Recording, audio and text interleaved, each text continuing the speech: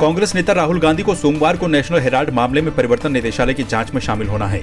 देहरादून के कांग्रेस मुख्यालय पहुंची कांग्रेस की राष्ट्रीय प्रवक्ता अलका लांबा ने पत्रकार वार्ता करते हुए कहा कि वो बीजेपी को खुली चुनौती देती हैं। समूची कांग्रेस राहुल गांधी के साथ दिल्ली की सड़कों पर खड़ी रहेगी और देश के सभी राज्यों में कांग्रेस प्रवक्ता प्रेस कॉन्फ्रेंस कर रहे हैं। कल देश के राज्यों के साथ ही देहरादून के ईडी कार्यालय पर भी सभी कांग्रेसी कार्यकर्ता धरना प्रदर्शन करेंगे। सोमवार को सुबह 9 बजे से 24 Akbar road all India Congress मुख्यालय से श्री राहुल गांधी जी ईडी के जो सम्मन है उसमें पेश होने जाएंगे और पूरी कांग्रेस बड़ा हमारा नेतृत्व उनके साथ कल दिल्ली की सड़कों पर रहेगा।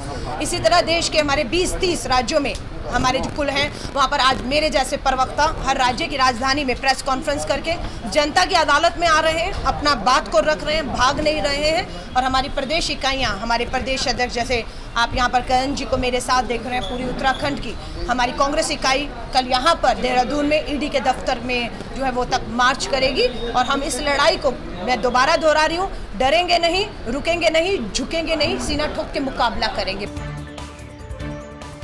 राहुल गांधी के समर्थन में कांग्रेस कल देश भर में प्रदर्शन करेगी। बीजेपी ने इसको लेकर कांग्रेस पर कटाक्ष किया है। बीजेपी के प्रदेश उपाध्यक्ष डॉक्टर देवेंद्र भसीन ने कहा कि कांग्रेस को हमेशा ही राजनीति करने की आदत पड़ी हुई है, जबकि ईडी के द्वारा अपना काम किया जा रहा है। नेशनल हेराल्ड के मामले में जितने बड़े स्तर पर घोटाला हुआ बताया जाता है और उस पर जब ईडी जांच करके श्री राहुल गांधी और श्रीमती सोनिया गांधी को तलब करती है तो कांग्रेस के नेता इस एजेंसी के कार्य को बाधित करने के लिए पूरे देश के अंदर, जिसमें देहरादून भी शामिल है, धरना प्रदर्शन कर रहे हैं। और सीधा सीधा सा मतलब ये है कि वे जो कानून है उससे अपना काम नहीं करने देना चाहते, लेकिन कानून अपना काम कर रहा है और करता रहेगा। और जो भी इसमें दोषी पाए जाएंगे निश्चित तौर पर वे सज़ा के हकदार होंगे, चाहे वे कितने ही बड़े हों। लेकिन कांग्रेस की जो असलियत है वो इस प्रकार के धरना प्रदर्शन से देश की जनता के सामने एक बार फिर खुल करके सामने आ गई है। उत्तराखंड में पहली बार एसडीजी गोलकीपर पुरस्कार शुरू किया गया है, जिसमें मुख्यमंत्री पुष्कर सिंह धामी ने उत्तराखंड राज्य के विभिन्न सामाजिक क्षेत्रों में कार्य करने वाले व्यक्ति और सामाजिक संस्थाओं को पुरस्कृत किया। राजधानी देहरादून में आयोजित इस कार्यक्रम में मुख्यमंत्री ने 27 व्यक्तिगत और संस्थाओं को एसटीजी गोलकीपर 2021 पुरस्कार दिया और अन्य लोगों को इन पुरस्कारों से प्रेरणा लेकर जनहित के कार्य करने और समाज के लिए प्रेरणा बनने के लिए प्रेरित किया। हमारी जो संस्थाएं हैं और बहुत सारे ऐसे महानुभाव हैं जिन्होंने अपने अपने क्षेत्रों में कुछ विशिष्ट कार्य किए हैं, तो सतत विकास लक्ष्य को प्राप्त करने में जो अपना लगातार अपना योगदान दे रहे हैं उन सभी को हम सम्मानित करेंगे। और उन सभी को जो हमारा माननीय प्रधानमंत्री नरेंद्र मोदी जी का आत्मनिर्भर भारत है, आत्मनिर्भर भारत की कल्पना को साकार करने में जो भी लोग अपना योगदान दे रहे हैं उन सभी को सम्मानित करेंगे। आज हमने उनको सम्मानित किया है, उनका प्रोत्साहन किया है और हम अपेक्षा करते हैं कि सभी लोग आगे आएँ और सब लोग और हमारी सरकार भी लगातार इस दिशा में काम कर रही है कि ऐसे लोगों को साथ में लेकर सतत विकास के लक्ष्यों को विभिन्न क्षेत्रों में प्राप्त किया जाए। ये पहली बार हमने शुरुआत की है और ये हर साल किया जाएगा और हर साल नए नए ऑर्गेनाइजेशंस और लोग जो कार्य कर रहे हैं सबको प्रेरित करने का कार्य किया जाएगा। उद्देश्य ये है कि हमारा जो बेसिकली गोल्स का जो पर्पस है, 2 पर्पस है। एक तो ये कि हम जो कार्य कर रहे हैं उसका आउटकम क्या है, कितना फ़ायदा लोगों तक पहुंचा। दूसरा पर्पस है हम जो प्लान बना रहे हैं वो प्लान कैसा हो। तो दोनों पर्पस है, दोनों पर्पस के फुलफिलमेंट के लिए जो लोग काम कर रहे हैं उसको हम प्रेरित करें ताकि हमारा जो कार्य योजनाएँ जो बन रही है वो और अच्छी बने, हम जो इम्प्लीमेंट कर रहे हैं कार्य योजनाओं को और अच्छी तरह से इम्प्लीमेंट हो। शनिवार को मुख्यमंत्री पुष्कर सिंह धामी देहरादून के सिल्वर सिटी मल्टीप्लेक्स पहुंचे, जहां उन्होंने अपने कैबिनेट सहयोगियों और विधायकों के साथ फिल्म सम्राट पृथ्वीराज देखी। सीएम ने इस मौके पर कहा कि पृथ्वीराज चौहान हमारे इतिहास के वीर पुरुष थे और उनके जीवन चरित्र से हमें बहुत कुछ सीखने को मिलता है। देखिए, पृथ्वीराज चौहान एक वीर शिरोमणि थे और उनकी बहादुरी, उनकी वीरता और उनका शौर्य हमारे आने वाली सभी पीढ़ियों को उनके स्मरण में रहना चाहिए, उनको ये पता लगना चाहिए। और उन्होंने किस प्रकार से धर्म की रक्षा के लिए हमेशा उन्होंने कभी भी हार नहीं मानी और लगातार संघर्ष करते रहे कि आने वाली पीढ़ियों को, हमारे आने वाले बच्चों को, नौनिहालों को, सबको वीर शिरोमणि पृथ्वीराज चौहान के जीवन परिचय से वो सीधे सीधे रूबरू हों, सीधे सीधे जाने और उनको अपने भविष्य के लिए कहीं ना कहीं प्रेरणा स्रोत के रूप में लें। देहरादून में पुलिस ने पर्स लूटने वाले 2 आरोपियों को 24 घंटे के अंदर ही गिरफ्तार कर लिया। 10 जून को रिंग रोड पर 2 स्कूटी सवार लड़कों ने एक महिला का पर्स लूट लिया था, जिसके बाद पुलिस ने इस मामले की जांच शुरू की। पुलिस ने 15 सीसीटीवी कैमरों को चेक किया, जिसके बाद मुखबिर की सूचना पर 2 स्कूटी सवार युवकों को पकड़ लिया। पकड़े गए अभियुक्तों के नाम बॉबी और राधेश्याम हैं।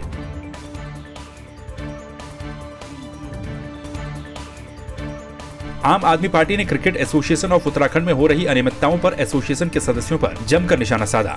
उन्होंने कहा है कि एक और तो क्रिकेट एसोसिएशन के सदस्य 1.5 करोड़ रुपए से अधिक का भोजन डकार चुके हैं और वहीं दूसरी तरफ एसोसिएशन के अंतर्गत खेलने वाले खिलाड़ियों को एक दिन में महज 100 रुपए का भत्ता दिया जा रहा है, जो कि एक भद्दा मजाक खिलाड़ियों के साथ है। उन्होंने मांग की है कि CAU का ऑडिट किया जाए ताकि दूध का दूध और पानी का पानी हो सके।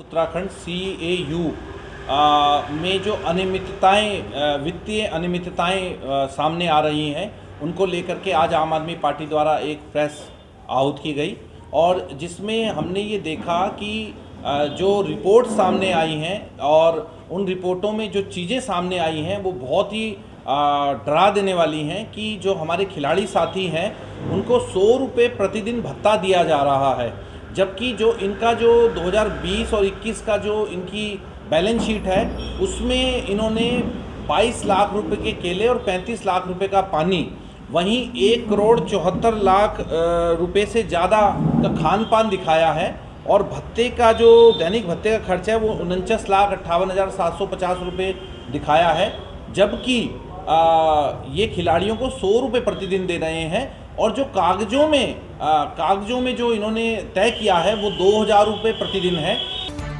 देहरादून के जिलाधिकारी डॉक्टर आर राजेश कुमार ने शराब की ओवर रेटिंग के लगातार आ रही शिकायतों का संज्ञान लेते हुए जिला आबकारी अधिकारी को जनपद में स्थित शराब की दुकानों में नियमित अभियान चलाकर औचक निरीक्षण करने के निर्देश दिए। साथ ही दुकानों पर अनिवार्यता के साथ रेट लिस्ट चस्पा करने और ओवर रेटिंग न करने के बैनर लगाने के निर्देश भी दिए।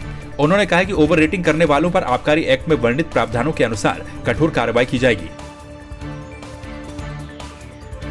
समाजवादी पार्टी के राष्ट्रीय अध्यक्ष अखिलेश यादव के जन्मदिन पर आगामी 1 जुलाई को समाजवादी पार्टी उत्तराखंड में कार्यक्रम आयोजित करने जा रही है। समाजवादी पार्टी एक विकल्प कार्यक्रम के तहत पूरे प्रदेश में अभियान चलाएगी। पार्टी के प्रदेश अध्यक्ष डॉक्टर सत्यनारायण सचान ने कहा कि पूरे देश की निगाहें विपक्ष के नेताओं और खासतौर पर अखिलेश यादव पर हैं। 2024 के चुनाव में अखिलेश यादव देश की राजनीति के केंद्र बिंदु के रूप में उभरेंगे।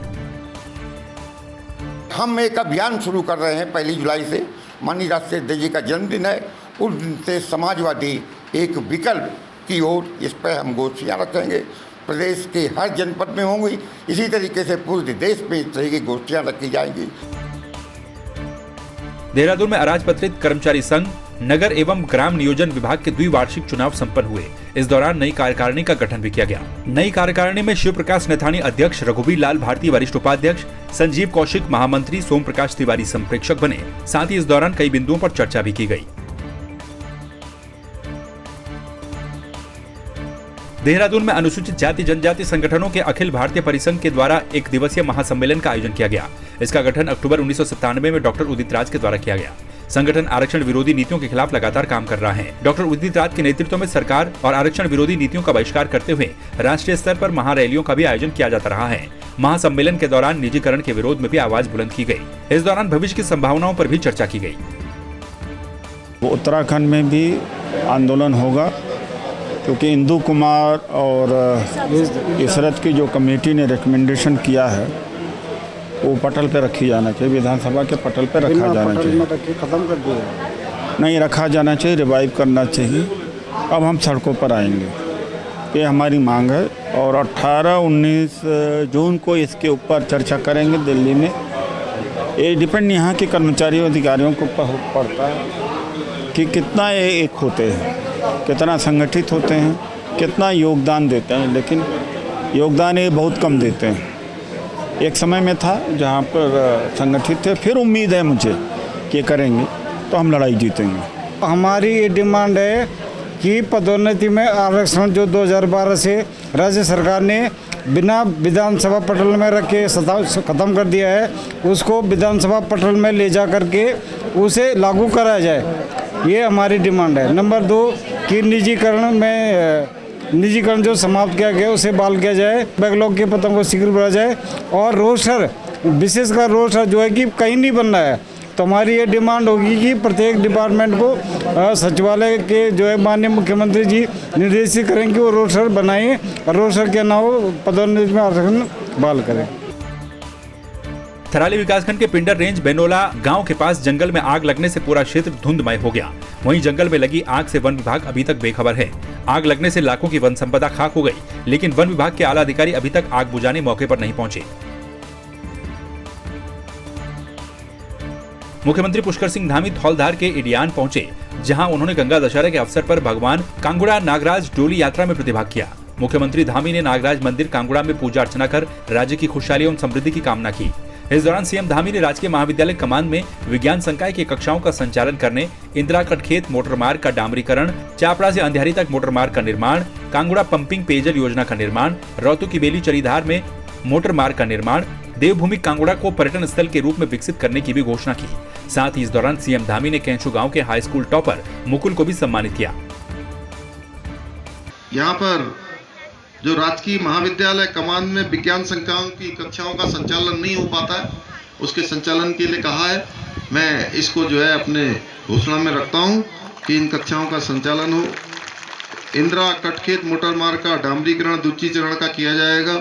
चापड़ा से अंधियारी तक मोटर मार्ग का निर्माण किया जाएगा। कांगड़ा पंपिंग जल योजना के निर्माण के लिए भी कार्य किया जाएगा। रौतू की बेली चलीधार मोटर मार्ग द्वितीय चरण पर भी काम किया जाएगा। देवभूमि कांगड़ा में कांगड़ा को पर्यटन स्थल के रूप में विकसित करने के लिए हमारा पर्यटन विभाग काम करेगा। देवप्रयाग में बेघर लावारिस गौवंश की दुर्दशा को देखते हुए इनके पालन पोषण करने का बीड़ा अरण्य जन सेवा संस्थान के द्वारा उठाया गया है। संस्था लगभग 4 वर्षों से इन निराश्रित गौवंशों का पालन पोषण कर रही है। ये गौशाला ग्राम बागी देवप्रयाग में स्थित है। गौशाला उत्तराखंड शासन के द्वारा मान्यता प्राप्त हुई है। गौशाला के प्रबंधक इंद्रदत्त रतूड़ी के अनुसार इन बेघर गायों के लिए और बद्री गाय गौवंश संरक्षण संवर्धन के लिए गौशाला निर्माण और गौशाला संचालन का कार्य किया जा रहा है। संस्था के द्वारा अन्य स्थानों पर स्थित गौ सदनों में भी गायों के पालन पोषण में यथाशक्ति सहयोग किया जा रहा है। सड़क पर दुर्घटनाग्रस्त गौवंशों का उपचार भी यहाँ पर किया जाता है। अभी गौशाला में 37 से 38 गौवंश मौजूद हैं। ये निराश्रित गौवंश की दुर्दशा को देखते हुए हमने सन 2018 में गौशाला का निर्माण करके 2018 से संचालन कर रहे हैं। गौवंश संरक्षण संवर्धन के लिए है और जो गौवंश की लगातार दुर्दशा को देखते हुए इसका हमारा ये उद्देश्य है। तो सरकार से मतलब अगर भूमि वो दे दे हमको मतलब ये गौसदन के लिए, तो हम इसमें और भी निराश्रित गौवंश है उनका पालन पोषण और अच्छी तरीके से कर सकेंगे। पौड़ी जिले के श्रीनगर विधानसभा में पौबो से देहरादून जा रहा वाहन बुआखाल मार्ग पर अनियंत्रित होकर खाई में जा गिरा। वाहन में 7 लोग सवार थे। सूचना मिलते ही पुलिस मौके पर पहुंची और सभी घायलों को जिला अस्पताल पौड़ी में भर्ती करवाया गया, जहां पर सभी की हालत स्थिर बताई जा रही है। चौकी प्रभारी दीपक पवार ने बताया कि वाहन देहरादून की तरफ जा रहा था। इसी दौरान गाड़ी के स्टीयरिंग में तकनीकी खराबी आने के कारण गाड़ी बेकाबू होकर खाई में जा गिरी।